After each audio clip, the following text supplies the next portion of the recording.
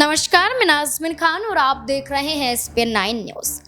महाराष्ट्र में इसी साल के अंत में विधानसभा चुनाव संपन्न हो सकते हैं। ये तमाम अनुमान लगाए जा रहे हैं। चुनाव आयोग के एक फैसले पर निर्भर होगा कि इसी साल के आखिर में चुनाव संपन्न होंगे या फिर नहीं, क्योंकि ना सिर्फ हरियाणा, ना सिर्फ जम्मू कश्मीर, बल्कि झारखंड, महाराष्ट्र में भी विधानसभा का चुनाव इसी साल संपन्न होना था। लेकिन चुनाव आयोग ने सिर्फ जम्मू कश्मीर और हरियाणा में ही चुनाव तारीखों का ऐलान किया था। अब उम्मीद है या इंतज़ार किया जा रहा है महाराष्ट्र में कि चुनाव तारीख कभी भी तय हो सकती है और सीट शेयरिंग को लेकर क्या फॉर्मूला तय किया जाना चाहिए, अभी से भारतीय जनता पार्टी और तमाम सहयोगी दलों के बीच में तय हो रहे हैं।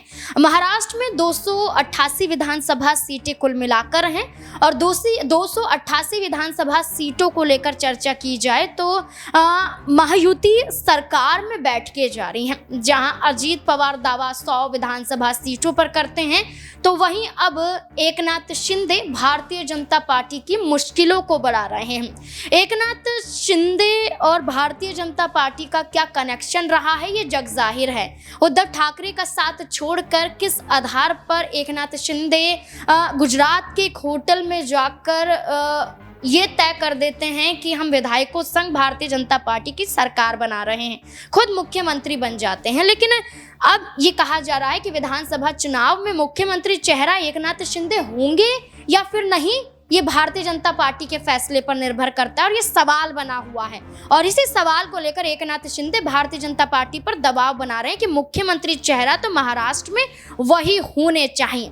लोकसभा चुनाव के तर्ज पर अगर हम बात करें तो 48 लोकसभा सीटें थी और 48 लोकसभा सीटें में अगर हम बात करें तो एकनाथ शिंदे की शिवसेना को भारतीय जनता पार्टी ने 15 सीटें दी थी और खुद भारतीय जनता पार्टी 28 सीटों पर चुनाव लड़ी थी। जब नतीजे सामने आए तो एकनाथ शिंदे की पार्टी जो शिवसेना है वो 7 सीटें जीती और 9 सीटें यहां पर भारतीय जनता पार्टी ने जीती।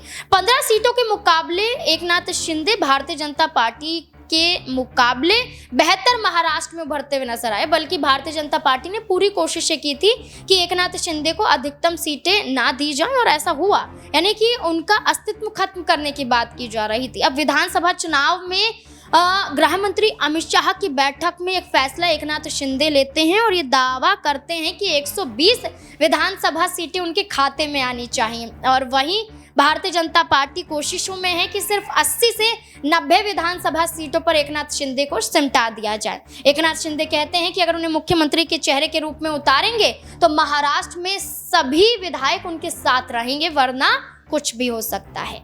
महाराष्ट्र में एकनाथ शिंदे का ये बयान भारतीय जनता पार्टी पर अब भारी पड़ रहा है और एकनाथ शिंदे लगातार विधानसभा सीटों को लेकर दबाव बनाने की कोशिश कर रहे हैं।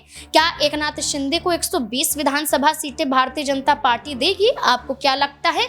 या फिर मात्र लोकसभा चुनाव के तर्ज पर कम सीटों पर सिमटाती हुई नजर आएगी? अगर ऐसा होता है तो एकनाथ शिंदे क्या कोई बड़ा कदम उठाते हुए नजर आएंगे या फिर नहीं? आपको क्या लगता है?